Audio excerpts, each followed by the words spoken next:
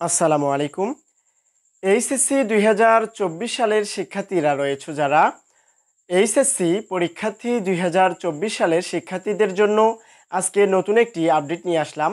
তোমরা অবশ্যই জানো যে তোমাদের পরীক্ষা স্থগিত রয়েছে বেশ কিছুদিন ধরে, অর্থাৎ তোমরা জানো যে প্রায় 2 মাস এই দেশে বিভিন্ন ছাত্র আন্দোলনের মাধ্যমে তোমাদের এই বিভিন্ন শিক্ষা প্রতিষ্ঠানগুলো বন্ধ থাকায় তো নতুন করে বেশ কিছুদিন পূর্বে শিক্ষা মন্ত্রণালয় থেকে তোমাদেরকে একটা রুটিন দেয়া রয়েছে, যে রুটিনে বলা হয়েছে যে 11 তারিখ থেকে তোমাদের পরীক্ষাগুলো কন্টিনিউ করা হবে।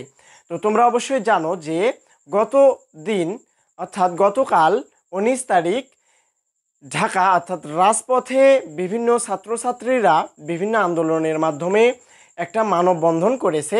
যেই মানববন্ধনে তারা একটা দাবি প্রকাশ করেছে, সেই দাবি হচ্ছে তোমাদের অটো পাস দেওয়ার দাবি।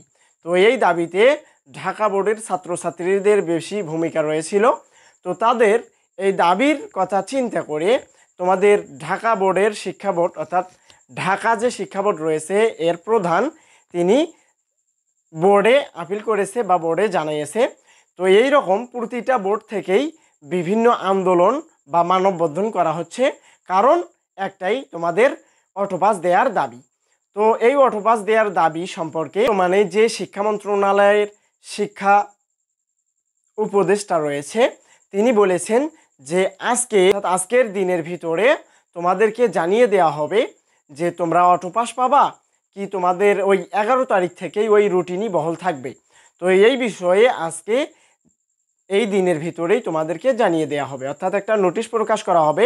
সেই নোটিশে তোমাদেরকে জানিয়ে দেওয়া হবে তোমাদের পরীক্ষা হবে কি না, অর্থাৎ তোমরা যে একটা রুটিন পেয়েছো যেটা সম্পর্কে তোমরা অবশ্যই জানো যে সেই রুটিনে বলা হয়েছে 11 তারিখ থেকে তোমাদের পরীক্ষা আবারও কন্টিনিউ করা হবে। তো এই মানববন্ধনের প্রথম দাবি ছিল যে তোমাদেরকে অটো পাস দেওয়ার একটা দাবি।